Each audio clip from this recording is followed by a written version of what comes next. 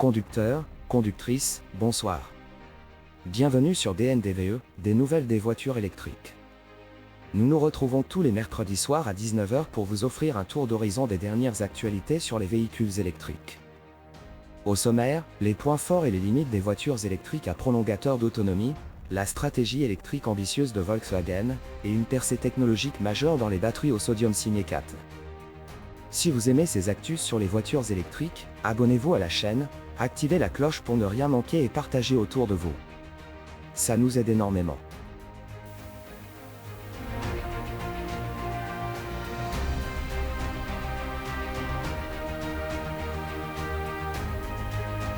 Face à une année 2024 bousculée par les tensions économiques, Volkswagen ne ralentit pas. Le géant allemand annonce une stratégie de transition électrique plus ambitieuse que jamais. 30 nouveaux modèles zéro émission d'ici 2030, des batteries à l'état solide dès 2025, un réseau de recharge tentaculaire, une vision logicielle de la voiture, et une production de batteries circulaires. Le ton est donné. Oliver Blume, le PDG du groupe, parle d'une transformation complète de la mobilité. Et visiblement, cette transformation, Volkswagen ne veut pas seulement l'accompagner, mais bien la piloter. La première offensive est industrielle. 30 nouveaux modèles électriques sont annoncés d'ici à 2030, soit environ 5 lancements par an. Un rythme soutenu, avec en tête de ProLid.2, une compacte à 25 000 € censée démocratiser l'électrique en Europe. Face à elle, la Renault 5, la Fiat Grande Panda ou la Citroën SC3. Mais Volkswagen ne joue pas qu'à domicile. En Chine, le groupe s'associe avec SEAT pour développer des modèles spécifiques, tandis qu'il s'appuie sur la plateforme PPE déjà utilisée chez Audio pour étendre son offre à l'international. Et ce n'est que le début. Car la véritable révolution, selon Volkswagen, ne sera pas visible sous le capot, mais dans le code. L'avenir de la voiture passera par le logiciel. Le constructeur mise sur les SDV au Software Defined Vehicles en partenariat avec l'américain Rivian. Objectif, une plateforme logicielle commune, déployée à partir de 2027, et capable d'unifier toute la gamme, des citadines aux SUV premium. Une promesse d'agilité, de mise à jour à distance, et d'expérience personnalisée pour chaque conducteur. Côté technologie pure, Volkswagen travaille aussi sur le saint graal de la voiture électrique, la batterie à l'état solide. Plus dense, plus légère, plus rapide à recharger. Les premiers prototypes développés avec QuantumScape annoncent des chiffres spectaculaires, plus de 8 cents Wh par litre, 3 cents Wh par kilo, et une recharge de 10 à 80% en à peine plus de 12 minutes. Si tout va bien, les premières livraisons pourraient avoir lieu dès 2025. Pour soutenir cette montée en puissance, le groupe mise sur PowerCo, sa filiale dédiée aux batteries, avec 3 gigafactories prévues entre l'Allemagne, l'Espagne et le Canada. Mais sans recharge, pas de mobilité électrique. Là aussi, Volkswagen muscle son jeu.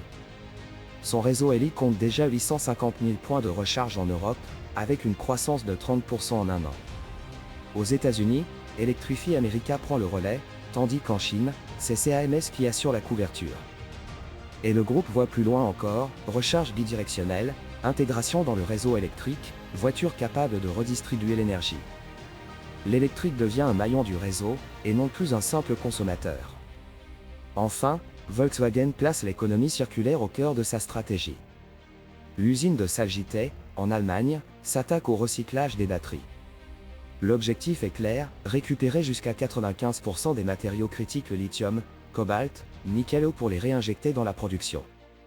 Un modèle vertueux, essentiel pour sécuriser l'approvisionnement tout en limitant l'impact environnemental.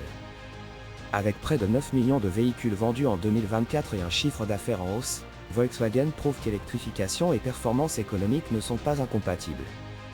Le groupe se pose en leader sur son marché domestique européen, mais vise aussi une position dominante à l'échelle mondiale. En s'appuyant sur des technologies de rupture, une production localisée et une maîtrise de bout en bout de la chaîne de valeur, Volkswagen construit un écosystème complet. Une approche globale qui pourrait bien lui permettre de garder une longueur d'avance dans la course vers une mobilité plus propre.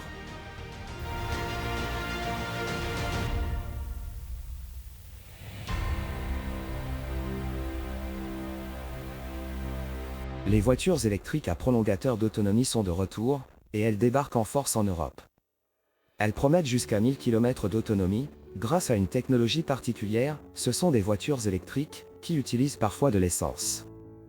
Et pourtant, elles ne sont pas classées comme hybrides. Alors, que faut-il comprendre de cette techno qu'on appelle REV, ou parfois RIV? On vous explique tout. Derrière cet acronyme, REV pour. C'est une différence majeure avec les hybrides rechargeables, les FEF, où le moteur thermique peut entraîner directement les roues, avec une batterie souvent plus petite. Les REV, eux, roulent uniquement grâce à leur ou leurs moteurs électriques, avec une autonomie bien plus grande grâce à ce générateur embarqué. Et cette technologie, qui existe depuis plus de 10 ans, revient aujourd'hui au premier plan, portée par les constructeurs chinois. Leurs ventes des REV ont bondi de 166% en 2023, pour dépasser le million d'unités en 2024. En Europe, où l'électrique est encouragé mais où l'autonomie reste une inquiétude, cette solution hybride attire. Moins polluante que les véhicules thermiques, plus pratique que certaines électriques, elle coche plusieurs cases. Prenons l'exemple du constructeur chinois Leapmotor. En partenariat avec Stellantis, il s'apprête à lancer en Europe son SUV C10, qui promet 970 km d'autonomie.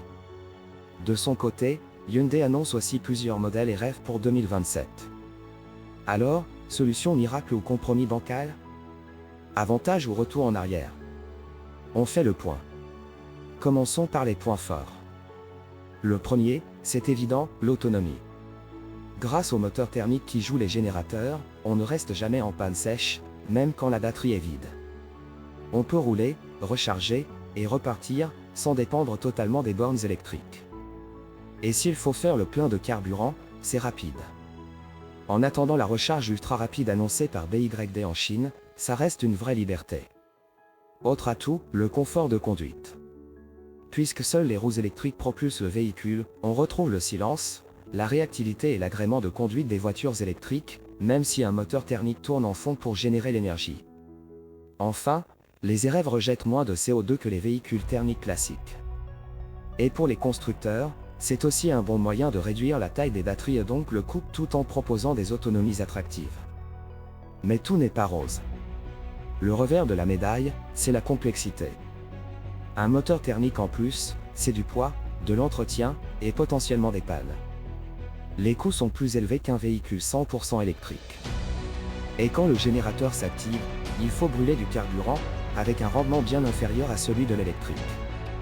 Un moteur thermique perd en chaleur jusqu'à 60% de son énergie. Résultat, une consommation non négligeable, surtout sur nos trajets. Et puis, où placer ces véhicules? Sont-ils thermiques? Électriques? Hybrides? Les pouvoirs publics eux-mêmes hésitent. Les constructeurs chinois ont tout intérêt à les faire passer pour des hybrides, pour éviter certaines taxes sur les voitures électriques importées.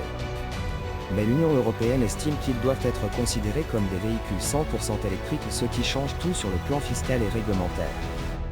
Si cette technologie n'est pas nouvelle, elle a déjà connu plusieurs vies. On se souvient de la BMW i3 Rex, lancée en 2013, qui utilisait un petit moteur de scooter pour prolonger l'autonomie de sa batterie. Ou encore de la Chevrolet Volt et de sa cousine l'Opel Ampra, apparue dès 2010, ou de la spectaculaire Fisker Karma, une berline sportive avec générateur thermique intégré. Plus récemment, Mazda a relancé le principe avec son MX-30 REV, combinant un petit moteur rotatif et une batterie réduite. Nissan propose aussi une variante avec sa technologie E-Power, mais là encore, les classifications varient selon les marchés. Aujourd'hui, de nouveaux modèles s'apprêtent à envahir le marché. Le Leapmotor C10, avec ses 215 chevaux et ses 950 km d'autonomie combinée. Le Xpeng G9 et son système Kunpeng qui promet jusqu'à 1400 km. Ou encore la marque Karma qui prépare un nouveau coupé à marée. Et chez Stellantis, la plateforme STL A-Frame prévoit aussi des pics UPS RIV capables de remorquer de lourdes charges sur plus de 1000 km. Même Hyundai entre dans la danse, avec des modèles prévus à l'horizon 2027. Alors, ces véhicules électriques à prolongateur d'autonomie, sont-ils vraiment l'avenir? Ils profitent de l'évolution des batteries, de leur densité énergétique et de la baisse des coûts. Certains projets vont même plus loin, en imaginant des générateurs à hydrogène ou des microturbines, comme chez Tecruel, qui annonçait en 2016 des supercars capables d'atteindre 2000 km d'autonomie.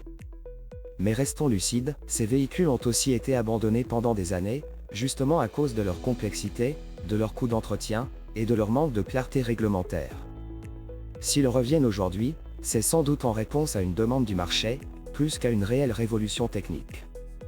Car au fond, les RF sont-ils le meilleur des deux mondes, ou le pire? Ils conservent les contraintes du thermique, sans offrir tous les avantages de l'électrique. Et surtout, ils ne sont pas vraiment zéro émission. Ils peuvent être une solution transitoire, utile sur certains marchés, comme la Chine ou les États-Unis. Mais en Europe, où le tout électrique reste l'objectif à horizon 2035, leur avenir semble plus incertain.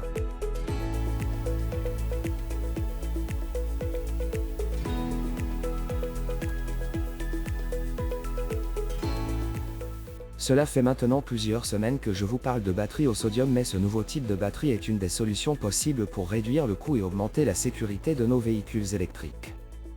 Encore au stade de l'utopie il y a peu, la batterie au sodium pourrait bien devenir une réalité industrielle d'ici quelques années. SK, le géant chinois de l'accumulateur électrique, qui espère commercialiser sa première version dès 2027. Le numéro 1 mondial de la batterie pour voitures électriques vient d'annoncer une avancée majeure, une nouvelle génération de batteries au sodium, sans lithium, capable de rivaliser avec les meilleures technologies actuelles, tout en coûtant moins cher. Alors que les constructeurs chinois gagnent du terrain sur la scène mondiale, les équipementiers ne sont pas en reste. À commencer par CAT, aujourd'hui leader du secteur devant BYD. En novembre 2024, l'entreprise a dévoilé la seconde génération de sa batterie au sodium, une alternative plus accessible, sans lithium, et prometteuse à bien des égards. Début 2025, CAT en a révélé un peu plus lors d'une présentation à ses investisseurs. Ces nouvelles batteries affichent des performances proches de celles des batteries LFP, ou lithium fer phosphate. Mais avec un coût de production encore plus bas une fois l'industrialisation lancée. De quoi imaginer une baisse significative du prix des voitures électriques dans les prochaines années. CAT vise une densité énergétique de 200 Wh par kilogramme pour cette batterie, un chiffre dans la moyenne des LFP actuels, et nettement supérieur aux 160 Wh de la première génération de batteries au sodium. Cette évolution se traduit par de meilleures performances, un poids réduit, et donc une consommation moindre. Et ce n'est pas tout. CAT annonce aussi une recharge ultra rapide, jusqu'à 400 km d'autonomie récupérée en seulement 10 minutes.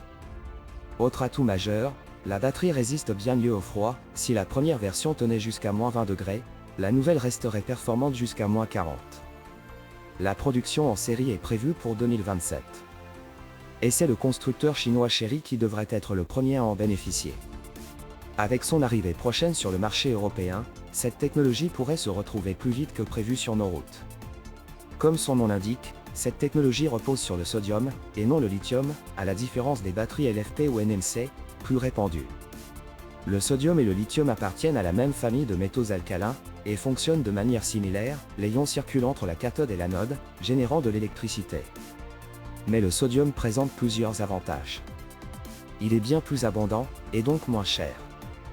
Il ne nécessite aucun métal rare, ce qui le rend plus facile à recycler et potentiellement plus écologique. Il est aussi plus stable, avec un risque d'incendie réduit. Et il offre de meilleures performances à basse température, tout en se rechargeant plus vite. Le revers, c'est que les batteries au sodium restent plus lourdes et moins denses en énergie que celles au lithium. Mais avec les dernières avancées, l'écart pourrait bien se resserrer.